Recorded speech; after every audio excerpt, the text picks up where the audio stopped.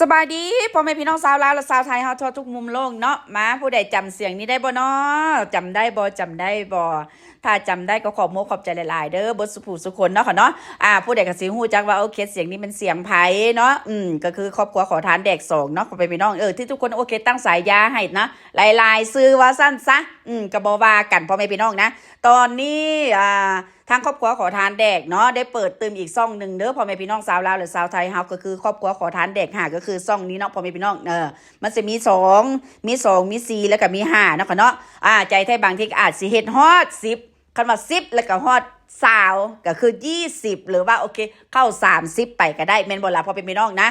จุดประสงค์ของพวกเขาที่ว่าเฮาเปิดซ่องออกมาเพราะว่าเฮาบ่อยากให้คนหลอก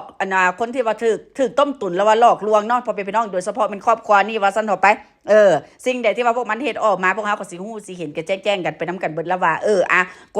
ลลวงของพวกที่ว่าโอเคต้มตุ๋นเงินคนมันเป็นแบบใดเนาะหลอกลวง FC ตัวเองแล้วอีกอย่างนึงนะเข้าหลังบ้านเพื่อว่าโอเคขอทานแดกเนาะพ่อแม่พี่น้องนั่นนี่คือจุดประสงค์ของพวกเขาต้องได้เปิดซ่องมาตึงอีกเทื่อนึงอีกซ่องนึงเนาะพ่อแม่พี่น้องเป็นจังได๋ว่าเก็ก็ขอฝากกดไลค์กดแชร์เนาะเนาะซอยดันซอยกันเด้อพ่อแม่พี่น้องให้มันได้ฮอด1,000 Subscribe เนาะพ่อแม่พี่น้องแล้วเจ้าค่อยสิมาเปิดไลฟ์สดกันพ่อแม่พี่น้องนะ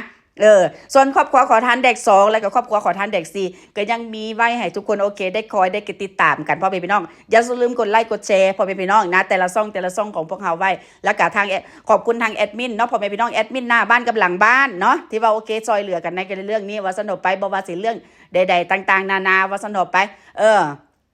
เพราะว่าพวกเขาสิเฮ็ดออกมาในนางเนี่ยว่าโอเคบ่เป็นว่าสิมีแต่ผู้เดียวเนาะเถิกเนี่ยก็ต้องมี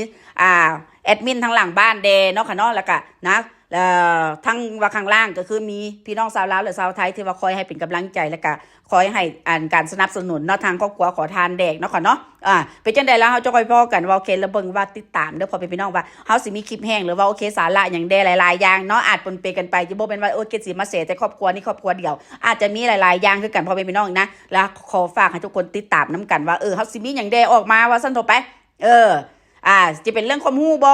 หรือว่าสาระต่างๆเนาะค่ะเนาะพ่อแม่พี่น้องเด้อเป็นจังได๋ก็ฝากเป็นกำลังใจให้ทางครอบครัวและก็ทางแอดมินเบิร์ดสุคนนี่เด้อค่ะพ่อแม่พี่น้องค่ะแล้วจะค่อยพ้อกันใหม่พ่อแม่พี่น้องนะ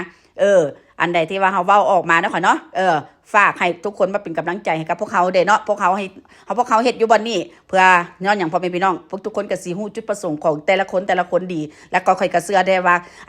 ทุกคนก็ต้องมีคำถามแล้วก็มีคำตอบอยู่ในใจอยู่แล้วเนาะพ่อแม่พี่น้องเนาะเป็นจังได๋แล้วจ้องพ้อกันคลิปแห้งหรือว่าโอเคเป็นวิดีโอสดบ่หรือว่าโน่นนี่นั่นเนาะพ่อแม่พี่น้องซอยกันดันซอยกันเด้อพ่อแม่พี่น้องให้มันได้1,000 Subscribe เนาะพ่อแม่พี่น้องแล้วเจอกันค่ะขอบคุณหลายๆค่ะทุกคนบ๊ายบายเด้อ